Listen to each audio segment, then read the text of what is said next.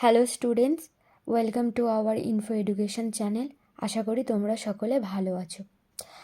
আজকে আমরা আলোচনা করব ক্লাস 9-এর তোমাদের ফার্স্ট সামেটিভ এক্সামে পাঠ্য অজিত দত্তের নোঙর কবিতাটি। অজিত দত্ত হলেন যে রবীন্দ্রোত্তর একজন কবি। তিনি হলেন যে 1907 খ্রিস্টাব্দে জন্মগ্রহণ করেন এবং 1979 খ্রিস্টাব্দে মারা যান। তার সাদা মেঘ কালো পাহাড় কাব্যগ্রন্থ থেকে এই নোঙর কবিতাটি নেওয়া হয়েছে। স্টুডেন্টস, তোমরা ভালো করে খেয়াল করবে, সাদা বানানটা তারবস্য একা দ একা, দন্তস্ব একা দ একা নয়। এটা ভালো করে খেয়াল করে উত্তর দেবে। দন্তস্ব একা দ একা লিখলে কিন্তু তোমরা নাম্বার পাবে না। তো আসা যাক, নোঙর কবিতাটি আমরা আজকে পড়ব। এই কবিতার হলো যে লাইন বাই লাইন আমরা পড়ব, বিস্তারিত হলো যে বিষয়বস্তু সম্পর্কে বিস্তারিত জানব এবং কোন কোন প্রশ্নগুলো পরীক্ষার জন্য ইম্পর্ট্যান্ট সেগুলো আমরা বলে দেবো। তার জন্য তোমাদেরকে ভিডিওটা সম্পূর্ণ দেখতে হবে। চলো তাহলে শুরু করা যাক। নোঙর শব্দের অর্থ কী প্রথমে আমাদের জানতে হবে। নোঙর হলো যে এক প্রকারের শিকল বা কাঁচির সঙ্গে বাঁধা লোহার অঙ্কু বিশেষ, যা কি জলের নিচে ফেলে দিলে জাহাজ বা নৌকাকে কী করে বেঁধে রাখে, মাটির সাথে বা জলের সাথে বেঁধে রাখে। তো নোঙর এই ছবিতে দেখতে পাচ্ছ, এরকম টাইপেরই দেখতে নোঙর। এই কবিতাটির মূল বিষয়বস্তুটা কি? কবিতার মূল বিষয়বস্তু হচ্ছে যে আমরা মানুষরা কি হয়, আমাদের হলো যে কিছু আশা আকাঙ্ক্ষা থাকে। আমরা আমাদের কল্পনার জগতে অনেক কিছু ভেবে রাখি, কিন্তু সেই আশা আকাঙ্ক্ষার পথে কে বাধা হয়ে দাঁড়ায় জানো?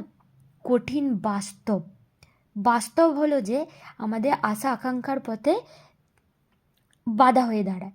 আর এই কবিতার মূল বিষয়বস্তুটা হচ্ছে এটা নিয়ে, এই আশা আকাঙ্ক্ষা আর বাস্তবতার মধ্যে দ্বন্দ্ব, এইটা নিয়ে এই মূল কবিতাটা। এখানে বলছেন যে কবি যে জগতের যে মোহমায়া আছে, সেই মোহমায়ার জাল থেকে মানুষ কখনো মুক্ত হতে পারে না। এই মানুষ কি হচ্ছে যে তার স্বাধীন কল্পলোকের প্রত্যাশা করে যাচ্ছে, কিন্তু সে পাচ্ছে না। তাকে এই মোহ মায়ার মধ্যে দিয়ে, কষ্ট দুঃখের মধ্যে, সব কিছুর মধ্যে দিয়ে টেনে যেতে হবে। সে যতই এগুলোর মধ্য দিয়ে ছাড়িয়ে যেতে চাক না কেন, সেই মোহমায়া যেন তাকে কি শিকলে নোঙর ফেলে দিয়েছে, তাকে একদম আটকে ধরে রেখেছে, তাকে কিছুতেই এগোতে দিচ্ছে না, তাকে কিছুতেই তার এই জাল থেকে বের হতে দিচ্ছে না। সে যখনই কী করছে, নতুন কিছু করার জন্য কিছু কল্পনার জগৎ কল্পনা করছে, পরিকল্পনা করছে, তখনই কী হচ্ছে, কঠিন বাস্তবতা এসে তার সম্মুখীন হচ্ছে এবং সে কী করছে, নিজের ব্যর্থতা অনুভব করছে। সেই ব্যর্থতার গ্লানিতে কী হচ্ছে, সে ডুবে যাচ্ছে। তাই জন্যে অজিত দত্ত তার এই নোঙর কবিতাটার মধ্য দিয়ে সেই কথাগুলি তিনি ফুটিয়ে তুলেছেন। চলো তাহলে আলোচনা করা যাক। পাড়ি দিতে দূর সিন্ধু পাড়ে, নোঙর গিয়েছে পড়ে তটের কিনারে, সারা রাত মিছে দাঁড় টানি। সিন্ধু পাড়ে মানে সমুদ্র বা সমুদ্রের কিনারা, এই কিনারে মানেও সীমানা বা প্রান্ত। কি বলছে, সিন্ধু পাড় মানে সমুদ্রেতে দূর সমুদ্রেতে পাড়ি দিতে গিয়ে কবির কি হয়েছে, নোঙর পড়ে গেছে। দিয়ে এই নোঙর পড়ে যাওয়ার ফলে কি হচ্ছে, যে তিনি মিছে দাঁড় টেনে যাচ্ছেন। নোঙর পড়ে গেলে আর নৌকো এগোবে না, মিছে দাঁড় টানাই হবে। সারা রাত ধরে তিনি কি করছেন, মিছে দাঁড় টেনে যাচ্ছেন। তার মানে কবি কি বলতে চাইছেন, তিনি তার জীবনের লক্ষ্যে এগিয়ে যেতে চাইছেন, কিন্তু কি হচ্ছে, তার এই জগতের মোহমায়া তাকে এগোতে দিচ্ছে না। সেই জাল থেকে তার কি নোঙর পড়ে গেছে, সেই মায়া থেকে তিনি কিছুতেই বেরিয়ে আসতে পারছেন না, তাকে যেন একদম ধরে টিপে রেখে দিয়েছে। জোয়ারের ঢেউগুলো ফুলে ফুলে ওঠে, এ তড়িতে মাথা ঠুকে সমুদ্রের দিকে তারা ছোটে। তারপর ভাটার শোষণ, স্রোতের প্রবল প্রাণ করে আহরণ। কি বলছে? জোয়ারের ঢেউগুলো, জীবনে জোয়ার আসবেই। জোয়ার কি? নতুন সুযোগ, নতুন কিছু। সেই জোয়ার কি? ফুলে ফুলে উঠছে। এ তড়িতে মাথা, তড়ি মানে কি? নৌকোতে। তার জীবনে মাথা ঠুকছে, তার জীবনে একদম পায়ের গোড়ায় চলে আসছে, তার দৌড় গোড়ায় চলে আসছে। কিন্তু কি হচ্ছে? তারপর ভাটার শোষণ। তারপর কি হচ্ছে? জীবনে আবার পতন, ভাটার শোষণ। পতনে কি হচ্ছে? যে দুঃখ, কষ্ট, গ্লানি। স্রোতের প্রবল প্রাণ করে আহরণ। এতই কষ্ট যে যেন মনে হচ্ছে প্রাণটাকে এবার স্রোতের মানে ভাটার শোষণ এতটাই টান যে তার যেন প্রাণ নিয়ে চলে যাচ্ছে। এই কষ্টটা এমনই যেন মনে হচ্ছে প্রাণ নিয়ে চলে যাচ্ছে। জোয়ার ভাটার বাধা এ তটের কাছে, আমার বাণিজ্য তরী বাধা পড়ে আছে। এই যে জীবনের উত্থান পতন, এই মানে উত্থান পতন, তার এই গ্লানির কাছে, আত্মগ্লানির কাছে যেন কি তার জীবনের বাণিজ্য তরী বাধা পড়ে আছে। যতই না দাঁড় টানি, যতই মাস্তুল বাঁধি পাল, নোঙরের কাছে তো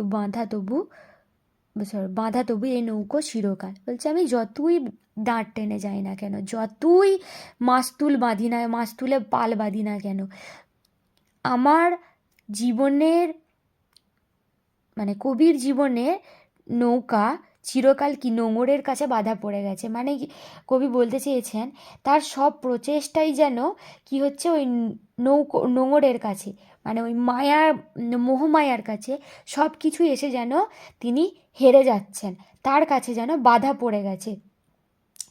মুহূর্তের জন্য কি হচ্ছে? নিস্তব্ধতা ভেঙে দিয়ে এই যেখানে নিস্তব্ধ মুহূর্তগুলো সাগর গর্জনে ওঠে কেঁপে, স্রোতের বিদ্রুপ শুনি প্রতিবার তাঁরের নিক্ষেপে।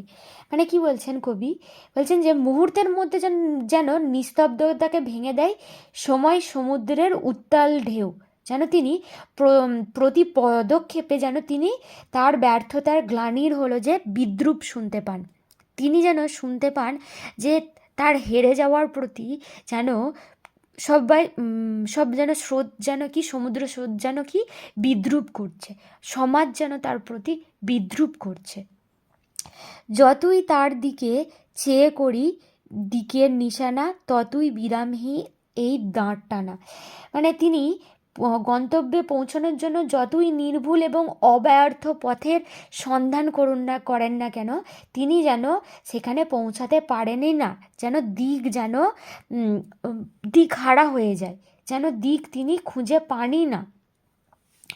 তরি ভরা পণ্য নিয়ে পাড়ি দিতে সপ্ত সিন্ধু পারে, নোঙর কখন জানি পড়ে গেছে তটের কিনারে, সারা রাত তবু দাঁড় টানি। মানে দীর্ঘ সময় ধরে এই একই অভিজ্ঞতার ফলে কবি বুঝে গেছেন যে এই জীবনের কি বলছে? তরি ভরা পণ্য নিয়ে, মানে এই সমস্ত কিছু নিয়ে, মোহ মায়া, তার কঠিন বাস্তবতা, সব কিছু নিয়ে তাকে জীবনে সপ্ত সিন্ধু পাড়ে এগিয়ে যেতে হবে, তাকে জীবনে এগিয়ে যেতে হবে। নোঙর কখন জানি পড়ে গেছে তটের কিনারে, নোঙর কখন পড়ে গেছে, এ নোঙর তার আর পিছন ছাড়বে না। কিন্তু তাকে তার জীবনে এগিয়ে চলতেই হবে। সে নোঙর থাকুক আর নাই থাকুক, নোঙর উঠুক আর নাই উঠুক, তাকে এগিয়ে যেতে হবে, তাকে দাঁড় টেনে যেতেই হবে। তাকে তার ব্যর্থতা যতই আসুক, তাকে হার মানলে চলবে না, তাকে প্রত্যেকবার হলো যে দাঁড় টেনে এগিয়ে যেতে হবে। তো এটাই ছিল কবিতার বিষয়বস্তু। এবার হলো যে কোন কোন লাইনগুলো তোমাদের পরীক্ষার জন্য ইম্পর্টেন্ট দেখো। পাড়ি দিতে দূর সিন্ধু পাড়ে, এখানে প্রশ্ন হবে কবি কোথায় পাড়ি দেওয়ার কথা বলেছেন? দূর সিন্ধু পাড়ে। নোঙর গিয়েছে পড়ে তটের কিনারে, এই লাইনটা নোঙর কোথায় পড়ে গিয়েছে? সারা রাত মিছে দাঁড় টানি, কবি সারা রাত মিছে দাঁড় টানা কেন বলেছেন? এ তড়িতে মাথা ঠুকে সমুদ্রের দিকে তারা ছোটে, কারা? এ তড়িতে মাথা ঠুকে কারা সমুদ্রের দিকে ছোটে? তারপর ভাটার শোষণ। তারপর ভাটার শোষণ বলতে কবি কি বুঝিয়েছেন? আমার বাণিজ্য তরী বাধা পড়ে আছে। কবির বাণিজ্য তরী কোথায় বাধা পড়ে আছে? যতই না দাঁড় টানি, যতই মাছ তুলে বাঁধি পাল, নোঙরের কাছি বাঁধা তবুই এ নৌকা চিরকাল। এই দুটো লাইনের মধ্যে দিয়ে কবি কি বোঝাতে চেয়েছেন? অথবা কার কাছে কবির নৌকা চিরকাল বাঁধা? স্রোতের বিদ্রূপে শুনি প্রতি দাঁড়ের নিক্ষেপ। স্রোতের বিদ্রূপে কবি কি শোনেন? নৌকা কখন জানি পড়ে গেছে তটের কিনারে। নৌকা কোথায় পড়ে গেছে? সারা রাত তবু দাঁড় টানি, তবু দাঁড় টানি। এই দুটো লাইনের মধ্যে দিয়ে কবি কি বোঝাতে চেয়েছেন? এই প্রশ্নগুলো, এই লাইনগুলো এবারে তোমাদের জন্য খুব ইম্পর্ট্যান্ট। এই লাইনগুলো খুব জোর দিয়ে পড়বে। কবিতাটা যদি তোমাদের ভালো লেগে থাকে, অবশ্যই কোথাও যদি বুঝতে অসুবিধা হয় অবশ্যই কমেন্ট করে জানাবে, উত্তর দেওয়ার চেষ্টা করব। আজ এই পর্যন্তই। এই ভিডিওটা তোমাদের ভালো লেগে থাকলে লাইক করবে, বন্ধুদের সাথে শেয়ার করবে এবং চ্যানেলে নতুন হয়ে থাকলে অবশ্যই সাবস্ক্রাইব করতে ভুলবে না।